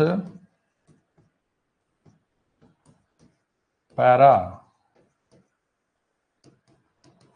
मैग्नेटिक बन जाए, तो ये कहलाता है क्यूरी तापमान। तो बच्चों क्यूरी टेम्परेचर यानी जिस पर चुंबक अपना चुंबकत्व खो देगी वो कहलाता है क्यूरी तापमान। ठीक है, याद हो गई चीजें। अब एक पॉइंट और बताता हूं, देखो भाई, ये वही पॉइंट टू पॉइंट है भाई, नहीं तो इन चीजों में तो फिर बहुत समय लग जाता है। जब आप ऑब्जेक्टिव लगोगे ना, किसी भी किताब से करके देखोगे तो तुरंत मार लोगे ऑब्जेक्टिव भी। बाकी मैं भी करवाऊंगा, टेंशन मत लो इतना। पहले जरा ये जितने चैप्टर है इनका काम तमाम कर दूं मैं, फिर एक तरफा ऑब्जेक्टिव ही रहेगा। देख रहे बच्चों, हमारे पास में हम चुंबकीय पदार्थ का वर्गीकरण करते हैं, यानी क्लासिफिकेशन ऑफ मैग्नेटिक मटेरियल। तो जो जरूरी है ना वही लिख रहा हूं मैं। सबसे पहले होता है भाई फेरो मैग्नेटिक पदार्थ। फेरो मैग्नेटिक पदार्थ जी चुंबकीय पदार्थ होते हैं जो सच में भाई। तो यह मैग्नेट, ये ऐसे पदार्थ है जो रियली में चुंबकीय पदार्थ है, जो जो चुंबक की ओर बहुत अच्छे बल से आकर्षित होते हैं। ये चुंबक की ओर अच्छे बल से आकर्षित होते हैं। ये चुंबक की ओर एक अच्छे बल से आकर्षित होते हैं। Attract towards magnet with strong force. Strong force मतलब चुंबक की ओर बढ़िया खींचे चले गए बिल्कुल। तो ये फेरोमैग्नेटिक पदार्थ, इनके उदाहरण है, इनके उदाहरण है निकिल, कोबाल्ट, आयरन मतलब लोहा, स्टील, ये पदार्थ है। बस लिमिटेड लिखना इनमें ना जो रिपीट हो जाते हैं। फिर होता है, देखो इसमें याद रखना कि इसमें जो सापेक्ष यानी म्यू, जो भैया म्यू आर का मान होता है ना इनमें, वो बहुत उच्च होता है यार भाई। म्यू आर सापेक्ष पारगम्यता, ये होती है बहुत ही उच्च इसमें। आज तो तसल्ली कर दूंगा मैं तुम्हारी भाई। फिर होते हैं पैरा, पैरा मैग्नेटिक पदार्थ। ये हल्के से, हल्के से बिल्कुल आकर्षित होते हैं। ये हल्के फुल्के आकर्षित होते हैं, फिबली अट्रैक्टेड बोलते हैं इनको, फिबली अट्रैक्टेड। लो भाई कुछ बच्चे इंग्लिश मैन भी है, गुरुजी को हल्के में लेट देंगे, इंग्लिश ना आती। फिबली अट्रैक्टेड, थोड़े से अट्रैक्टेड होते हैं। अच्छा जैसे ना याद रखना इनमें ना इम इम इम की आवाज आती है, जैसे सोडियम, मैग्नीशियम,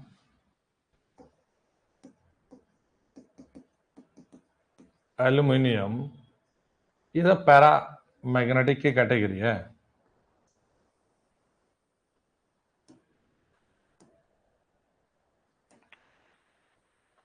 फिर आते हैं हमारे पास में डाया। देखो इसमें क्या होता है, म्यू आर, म्यू आर एक से थोड़ा सा ज्यादा होता है, एक से हल्का फुल्का ज्यादा होता है, थोड़ा सा ज्यादा बस। तो डाया मैग्नेटिक, समझा? तो एक से थोड़ा सा ज्यादा। एक होता है देखो डाया मैग्नेटिक, डाया मैग्नेटिक पदार्थ है, प्रति चुंबकीय बोलते हैं उसको ना, डाया मैग्नेटिक ज्यादा कॉमन शब्द है। ये भाई चुंबक से प्रतिकर्षित होते हैं,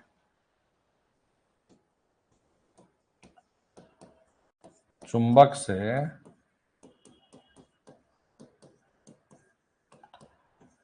प्रतिकर्षित होते हैं। जैसे याद रखना, जैसे ना कॉपर होता है, जैसे सिल्वर होता है, जैसे गोल्ड होता है,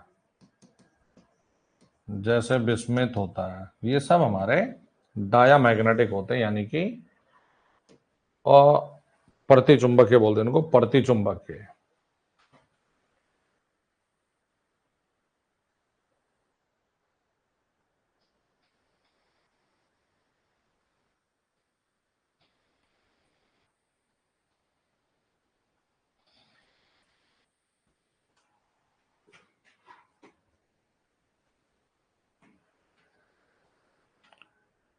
ठीक है जी, चलो अब नेक्स्ट आ जाओ बच्चों।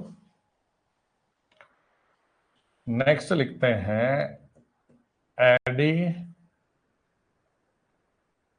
करंट लॉस, जिन्हें कहते हैं भंवर धारा हानियां। देखो बच्चों, भंवर धारा हानियां, भाई चुंबकीय हानियों की कैटेगरी में दो हानि होती है।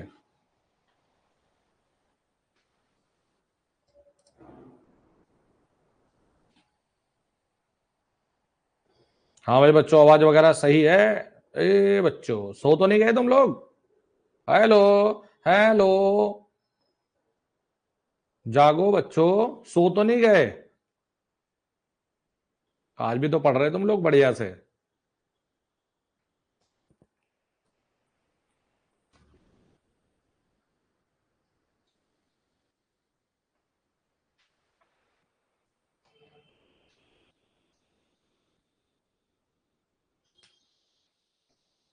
सही है, चलो जी।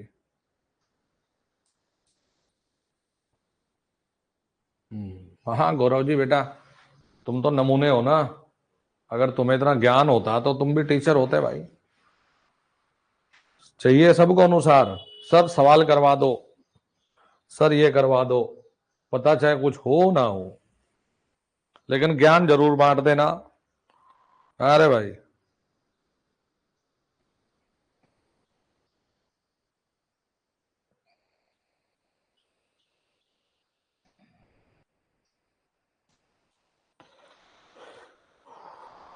चलो देखो, एडी करंट लॉस, भंवर धारा हानियां, ये होती है चुंबकीय लॉस।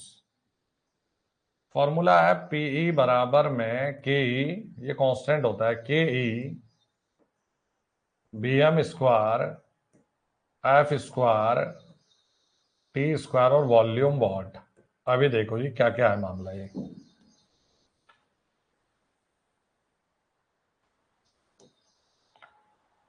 एडी करंट का मतलब होता है कि जब भी हम कोई प्लेट व्लेट लेकर आते हैं ना किसी मैग्नेटिक फील्ड में, तो उसमें उसकी सतह पर जो धारा बहती है, बी एम जो होती है, ये है अधिकतम, ये है अधिकतम फ्लक्स घनत्व। ये क्या है? अधिकतम फ्लक्स घनत्व। एफ क्या है? आवृत्ति। टी क्या है? Thickness of plate.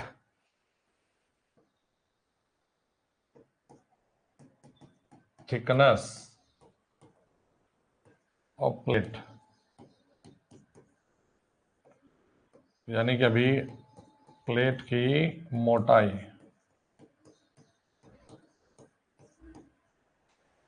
आगे चल के इसी को लेमिनेशन बोल देंगे, या तो मैं अभी लिखा दूं, कभी तुम आगे चल के फिर मुद्दा बनाओ इस चीज का।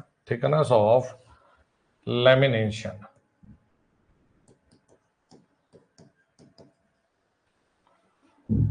स्टील की पत्तियां होती है नॉर्मली है, और वी होता है आयतन। एडी करंट लॉस को कम करने के लिए लेमिनेशन करते हैं। भंवर धारा हानियों को कम करने के लिए स्टील लेमिनेशन का प्रयोग करते हैं। क्या करेंगे हम? स्टील लैमिनेशन का प्रयोग करेंगे। एक होता है मेरे बच्चों हिस्टैरिसीस लॉस।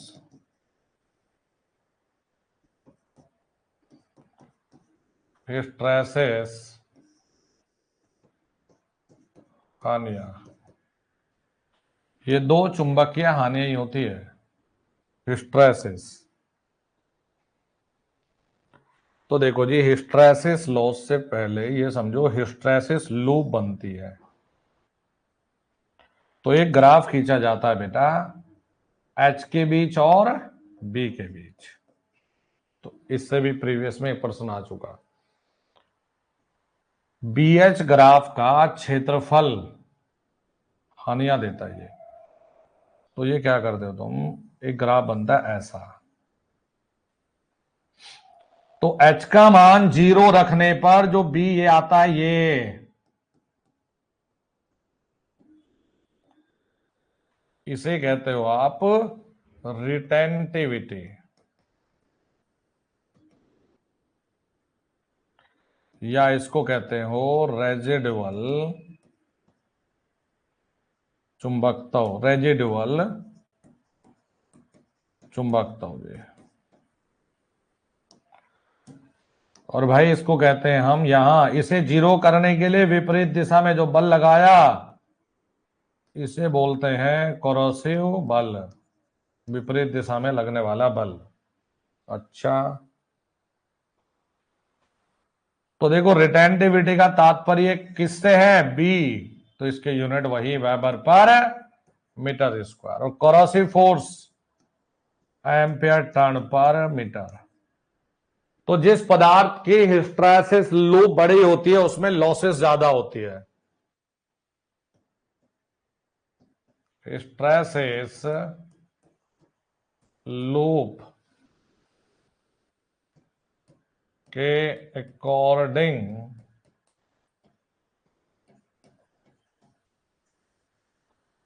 लॉसेस होते हैं। अगर ये लूप बड़ी है तो लॉसेस भी ज्यादा होंगे, लूप छोटी है तो लॉसेस कम होंगे। सूत्र होता है पीएच बराबर के एच बी एम 1.6 एफ और वी मतलब आयतन वॉट। तो बच्चों हम लोग क्या करते हैं कि हिस्टैरिसीस लॉस को कम करने के लिए हम क्या लिखते हैं कि हिस्टैरिसीस लॉस को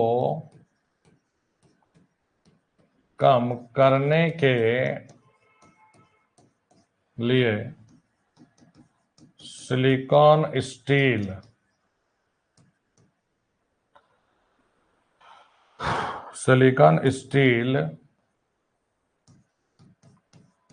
का यूज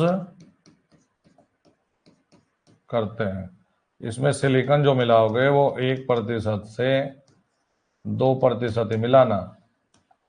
ये होता है हिस्टैरिसीस लॉस को कम करने का तरीका। देखो भाई ने,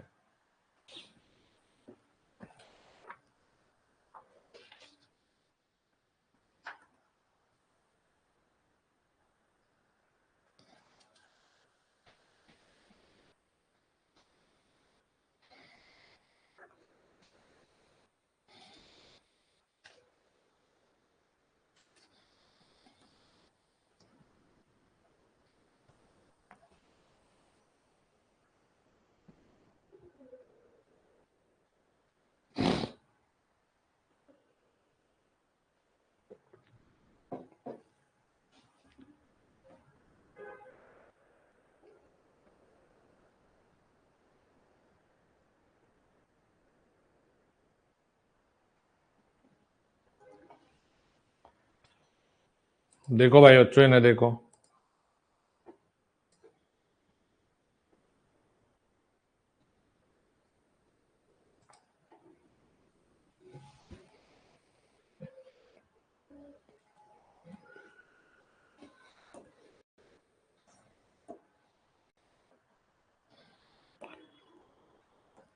चलो देखो बच्चों, इसमें नेक्स्ट लिखते हैं। नेक्स्ट होता है हमारे पास में एक छोटा सा नियम, कॉर्क स्क्रू रूल। पेचकस नियम है भाई ये, और कुछ ना। देखो, आपको बस दो चीजें बता दूं कि अगर कभी भी, याद रखना दोस्त इसे, इंपॉर्टेंट चीज है ये, अगर कभी भी एक क्रॉस होगा, क्रॉस, क्रॉस का मतलब होता है मैग्नेटिक फील्ड। देखो, क्रॉस का मतलब होता है मैग्नेटिक फील्ड क्लॉकवाइज। ये देखो ऐसे ऐसे।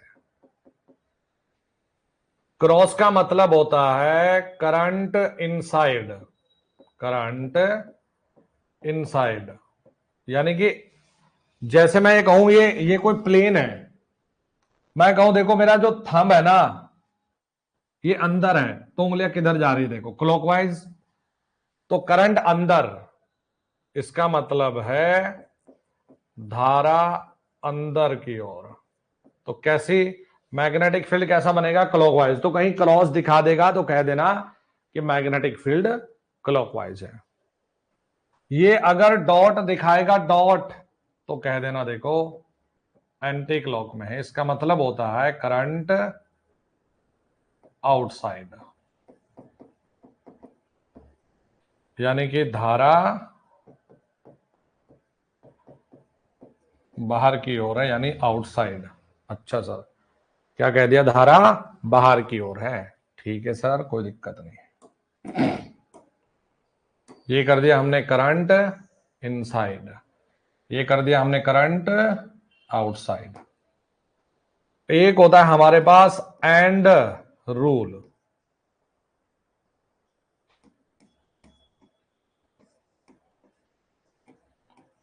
सिरे पर लगाते एंड रूल।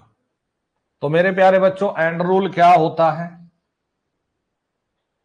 अगर कहीं पर करंट, ध्यान दो, अगर करंट कहीं पर क्लॉकवाइज है, जैसे ये घड़ी के चलने की दिशा में करंट, अरे भैया, तो इस पे बना देना साउथ पोल। अगर धारा एंटी क्लॉकवाइज है तो इस पे बना देना नॉर्थ पोल। धारा, धारा क्लॉकवाइज का मतलब क्या होगा, साउथ पोल। और धारा एंटी क्लॉक का मतलब होगा नॉर्थ पोल। अच्छा जी,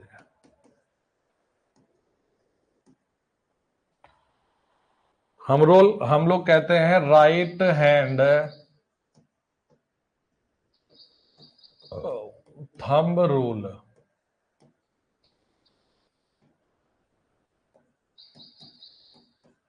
दाएं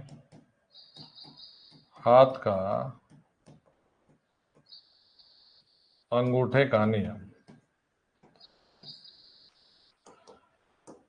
तो भैया हम कहते हैं कि यदि हम राइट हैंड में कंडक्टर को इस प्रकार पकड़ें, यदि करंट, यदि थंब करंट की डायरेक्शन में हो, तो जो फिंगर है मैग्नेटिक फील्ड की दिशा में कर्ल होती है। अगर थंब करंट को बताएगा,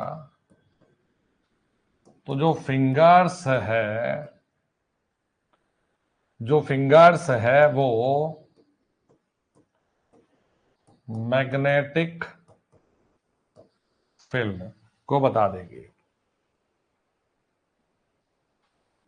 अगर थंब करंट को बताएगा तो फिंगर्स जो होंगी वो चुंबकीय क्षेत्र को बता देगी। कहने का मतलब यह है, अंगूठा यदि धारा की दिशा में हो तो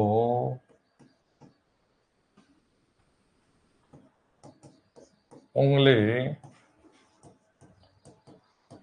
चुंबकीय क्षेत्र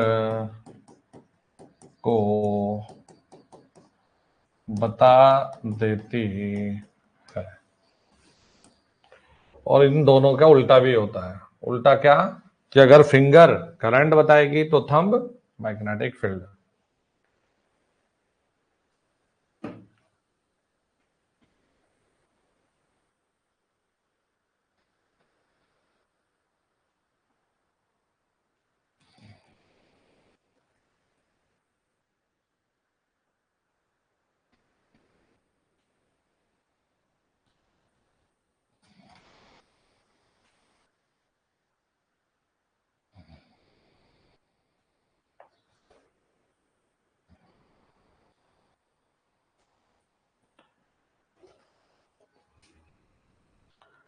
चलो बच्चों आगे चलते हैं। एक होता है हमारे पास में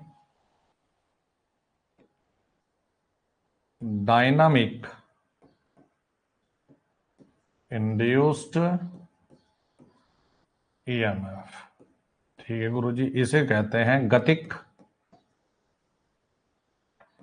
उत्पन्न ईएमएफ।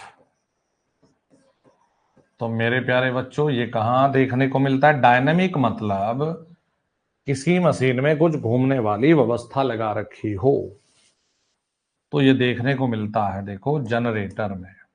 कहा? जनरेटर में। ये कहां देखने को मिलता है भैया? जनरेटर में। और इसमें सूत्र लगा है भैया, E बराबर B L V sine theta. ओम नमः शिवाय।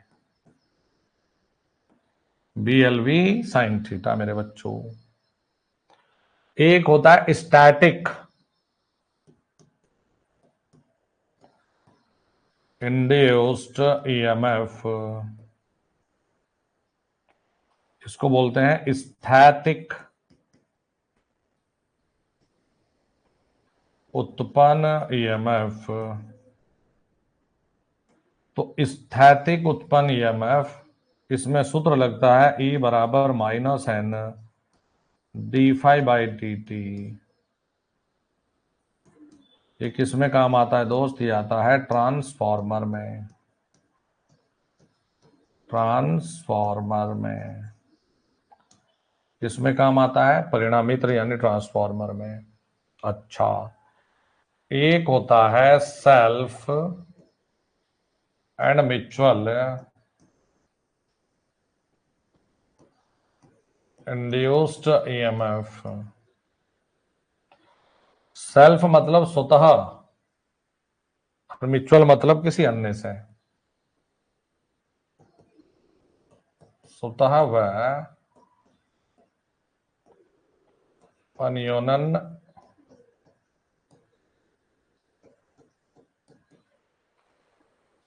उत्पन्न ईएमएफ।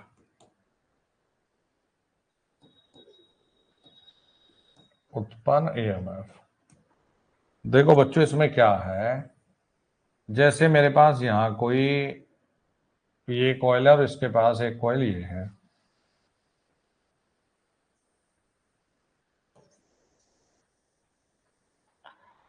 तो इसमें धारा दी, इसमें फ्लक्स उत्पन्न हो गया। ये इसी का फ्लक्स खुद इसी से लिंक जब करेगा, खुद का ही फ्लक्स है, खुद के ही कंडक्टर के साथ जब लिंक करेगा तो ये कहलाता है सेल्फ। ओहो हो, ये क्या है? स्वतः सेल्फ। जब किसी अन्य का फ्लक्स किसी दूसरे के साथ लिंक करे तो इसको कहते हैं म्यूचुअल। तो इसमें जो ईएमएफ होगी वो होगी म्यूचुअल, यानी किसी अन्य का फ्लक्स है, किसी अन्य से फ्लक्स आया है उसको बोलेंगे सेल्फ। मतलब किसी अन्य से आया है तो म्यूचुअल, खुद का फ्लक्स खुद के टर्न्स के साथ कट कर रहा है तो सेल्फ।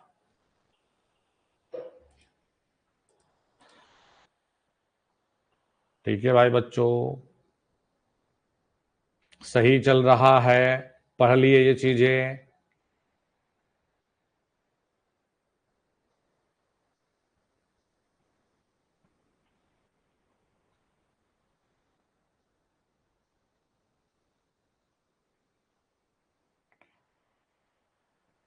देखो जी, एक बार फिर से फटाफट से शुरुआत कर लेते हैं यहां से। ठीक है, हर एक बच्चे को, प्रत्येक बच्चे को प्लीज बारीकी से एक एक मिनट देकर एक बार सारी चीजें पढ़ना है। ठीक है, कहना मानो, पढ़ो। एकदम रिलैक्स होके ना सुनते रहो बस चीजों को। सवाल भी लगवाऊंगा, एक फोल्डर अलग से बना रखा है, टेंशन ना लो। ऑब्जेक्टिव भी बना रखे मैंने, लेकिन वो पूरा का पूरा एक ही सेशन लगेगा, पूरा माहौल बना दूंगा उसी में। लेकिन ये तभी मजा आएगा तुम्हें जब तुम्हें ये ना छोटी छोटी चीजें बस पता हो।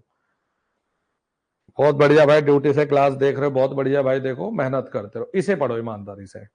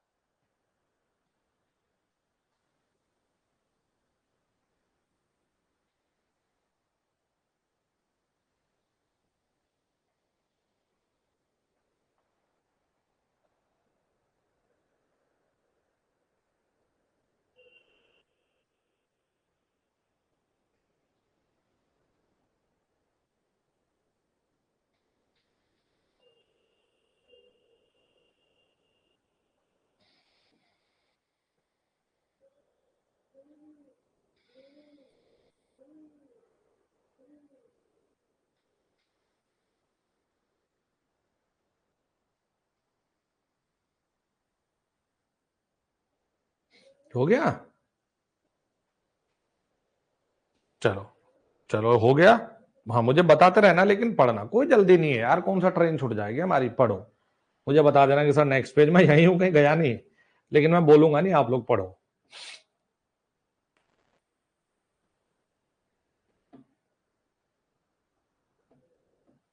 प्लीज पढ़ने को बोला, कमेंट मत करो।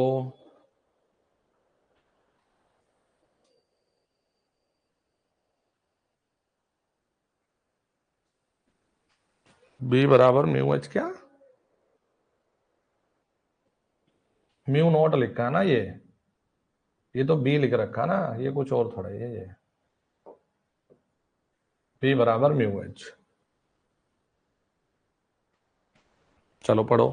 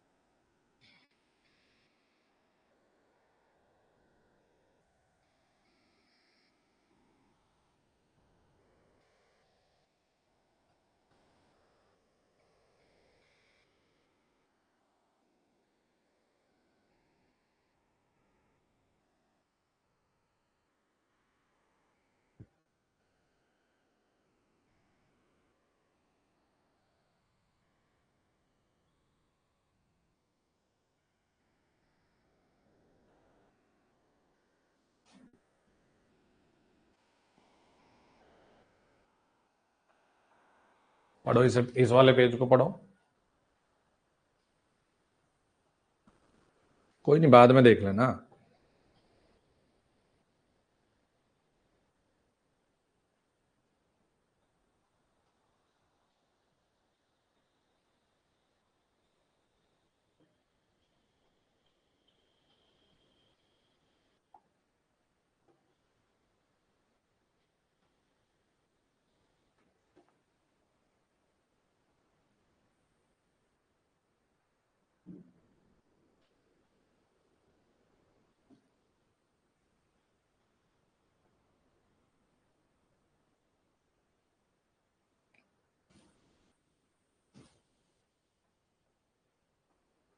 H बराबर NI/L और H बराबर 2πr, दोनों सेम है, बस एक धारा प्रभावित तार के लिए और एक सोलेनॉइड के लिए, वो लिखा रखा है मैंने।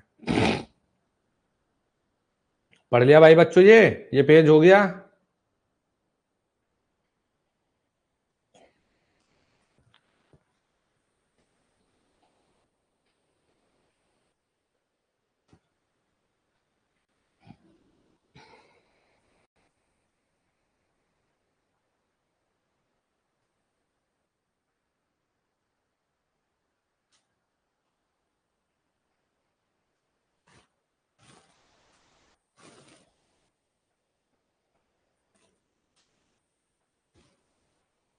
जब नेक्स्ट पेज करना होगा तो मुझे बता देना कि सर नेक्स्ट पेज कर दो।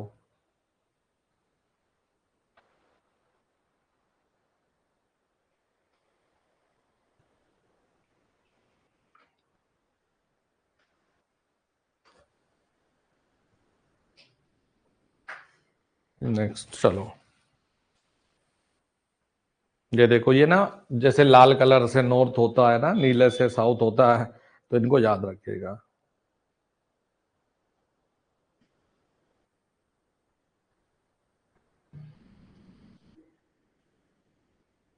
अकेला जो, जैसे ना ये, जैसे इलेक्ट्रॉनिक मैकेनिक के बच्चे चुंबकत्व, ट्रांसफॉर्मर, डीसी ये कर ले तो उनके मतलब ये मानो 4-5 नंबर के सवाल आ रखे हर इसमें, पिछली 2019 में। और इलेक्ट्रीशियन वाले magnetism, transformer, DC, synchronous, induction, single phase कर ले तो इनके 22-23 नंबर आ रखे हर इसमें। अब देख लो तुम, मतलब 20+ नंबर अकेले आज की और कल की मेहनत से इतने नंबर ला सकते हो तुम। और फिर देखना तुम कल के बाद में, तुम कोई भी पेपर लगा के देखना, तब देखना कि कितने नंबर ला पा रहे तुम। लेकिन पूरे को रिवाइज करके ना, जो अब तक कल तक हो जाएगा जो, नहीं कल तक तो हमें आज 8 दिन होंगे ना, 9 दिन, कल नहीं 10 दिन के बाद देखना, 10 दिन पढ़ने के बाद तब देखना।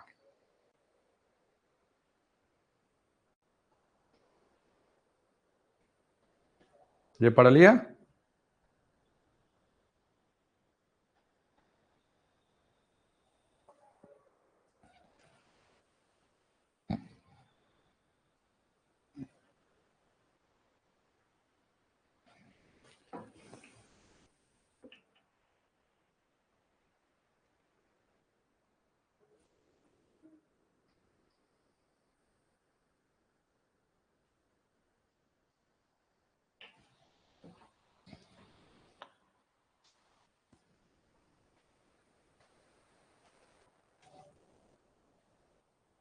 चलो ये देख लो, ठीक है, हो गया। तो अब मैं इस सेशन को एंड करता हूं। 15 मिनट का ब्रेक है, आप लोग भी जिसे ब्रेकफास्ट वगैरह करना है वो कर लीजिए। 8:55 हो रहे हैं, हम 9:10 से सेशन दूसरे के ट्रांसफॉर्मर की शुरुआत कर देंगे। तो 15 मिनट का आप लोगों का ब्रेक है, आप लोग भी ब्रेक ले लो, मतलब तुम्हें फांसी नहीं चढ़ाऊंगा मैं, बस पढ़ते रहना मेरे साथ साथ। चलो thank you and all the best. अभी मिलते हैं 15 मिनट के बाद में।